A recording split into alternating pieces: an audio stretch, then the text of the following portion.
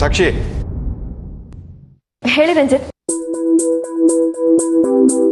ಇದು instalment amount ನಿರೋಷಕ್ಕೆ ತಲುಪಿಸ್ಬೇಕು. ಇಷ್ಟು ಬೇಗ ಇನ್ಸ್ಟಾಲ್ಮೆಂಟ್ ಡೇಟ್ ಬಂದೇ ಬಿಡ್ತಾ? ಮದುವೆಯಾಗಿ ಇಷ್ಟು ಬೇಗ ನಿನಗೆ ನನ್ನ ಮೇಲೆ ಅನುಮಾನ ಬಂದಿಲ್ವಾ? ನೀವಿನ್ನೂ ಅದನ್ನ ಮರ್ತಿಲ್ವಾ? ಮನಸ್ಸಿಗೆ ಹತ್ರ ಆದವ್ರು ಕೊಡೋ ನೋವನ್ನ ಅಷ್ಟು ಬೇಗ ಮರೆಯೋಕ್ಕಾಗಲ್ಲ. ನೀವು ಮರಿಬೇಕು ಅಂದ್ರೆ ನಾನೇನು ಮಾಡಬೇಕು? ಕೆಲಸದಿಂದ ಬಂದು ಹೇಳ್ತೀನಿ. ರಂಜಿತ್, ಹಾಳಾಗೋಗಿದ್ದೀರಾ ನೀವು. ನೀನೇ ಹಾಳು ಮಾಡಿರೋದನ್ನ. ಅದೆಲ್ಲ ಬಿಡಿ, ನೀವು ಹಳೆದನ್ನೆಲ್ಲ ಮರ್ತು ಬಿಡಬೇಕು. ಸರಿ, ಮರಿತೀನಿ. ಆದರೆ ನೀನು ನಿರೋಷಕ್ಕೆ ದುಡ್ಡು ತಲುಪಿಸೋದನ್ನ ಮರಿಬೇಡ, ಓಕೆ? ಎಷ್ಟಿದೆ ಇದರಲ್ಲಿ? 1,00,000 ಇದೆ. 1,00,000ನಾ? ಆಕ್ಚುಲಿ ಒಂದು ಇನ್ಸ್ಟಾಲ್ಮೆಂಟ್ಗೆ 20,000 ಅಷ್ಟೇ ಅಲ್ವಾ? ಹೌದು, ಆದರೆ ನನಗೆ ಯಾವುದೋ ಒಂದು ದೊಡ್ಡ ಆರ್ಡರ್ ಸಿಕ್ತು. ಅಡ್ವಾನ್ಸ್ ಅಂತ ಕೊಟ್ಟರು, ಕೈಯಲ್ಲಿ ಹೇಗೂ ದುಡ್ಡಿತ್ತು. ಬೇಗ ಸಾಲ ತೀರಿದ್ರೆ ನಮಗೆ ಒಳ್ಳೇದಲ್ವಾ? ಅದಕ್ಕೆ ತಗೋ.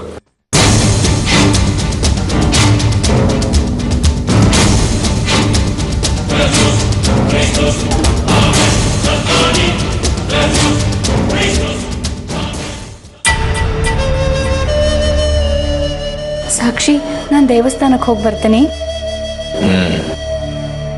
ಇನ್ಮೇಲಾದ್ರೂ ದುರ್ಬುದ್ಧಿಗಳನ್ನ ದೂರ ಮಾಡಪ್ಪ ಅಂತ ಕೇಳ್ಕೊಳಕ? ಯಾಕೆ ರಂಜಿತ್ ಹಾಗೆ ಮಾತಾಡ್ತೀರಿ? ನಿಮಗೆ ನನ್ನ ಮೇಲೆ ನಂಬಿಕೆ ಬರಬೇಕು ಅಂದರೆ ನಾನು ಹೇಗಿರಬೇಕು ಅಂತ ಹೇಳಿ, ಹಾಗೇ ಇರ್ತೀನಿ. ನಿಯತ್ತಾಗಿ ಇದ್ಬಿಟ್ರೆ ಸಾಕು, ತಕ್ಷಣ ನಂಬಿಕೆ ಬಂದ್ಬಿಡುತ್ತೆ. ಒಂದ್ಸಲ ಕಳಂಕ ಬಂದರೆ ಅದಷ್ಟು ಸುಲಭವಾಗಿ ಹೋಗಲ್ಲ ರಂಜಿತ್. ಮತ್ತೆ ಮಾಡಿದ್ದನ್ನೇ ಮಾಡಿದ್ರೆ ಎಲ್ಲಿಂದ ಹೋಗುತ್ರಿ? ನಾನು ಈ ಮನೇಲಿರೋದು ನಿಮಗೆ ಇಷ್ಟ ಇಲ್ಲ ಅನ್ಸುತ್ತೆ, ಅದಕ್ಕೆ ಹೀಗೆಲ್ಲ ಮಾತಾಡ್ತಿದ್ದೀರಾ. ಹಾಗಾದ್ರೂ ಅರ್ಥ ಮಾಡಿಕೊಂಡು ಹೊರಟೋಗ್ಲಿ ಅಂತ ನನ್ನ ಆಸೆ.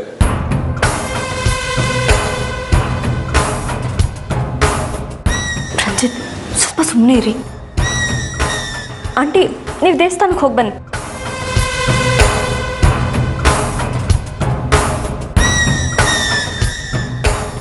ಹೋಗಿ ಬರ್ತೀನಿ. ಇನ್ನಾದರೂ ನೀವು ನಂಬಿಕೆ ಉಳಿಸ್ಕೊಳ್ಳೋದಕ್ಕೆ ಪ್ರಯತ್ನ ಪಡ್ತೀನಿ. ತುಂಬ ಒಳ್ಳೇದು.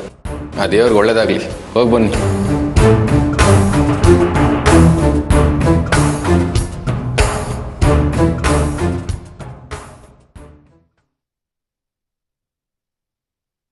ಸಾಕ್ಷಿ, ನಾನು ಹೊರಡ್ತೀನಿ. ಆಮೇಲೆ ದುಡ್ಡನ್ನ ನಿರೋಷಕ್ಕೆ ತಲುಪಿಸೋದಿನ ಮರಿಬೇಡ, ಓಕೆ? ಖಂಡಿತ ಮರೆಯಲ್ಲ. ಸ್ನಾನ ಮಾಡಿಕೊಂಡು ರೆಡಿಯಾಗಿ ಹೋಗ್ಕೊಟ್ಟು ಬರ್ತೀನಿ. ಸರಿ, ಆಫೀಸ್ಗೆ ಹೋಗಿ ಬರಲಾ? ಬಾಯ್. ಬಾಯ್.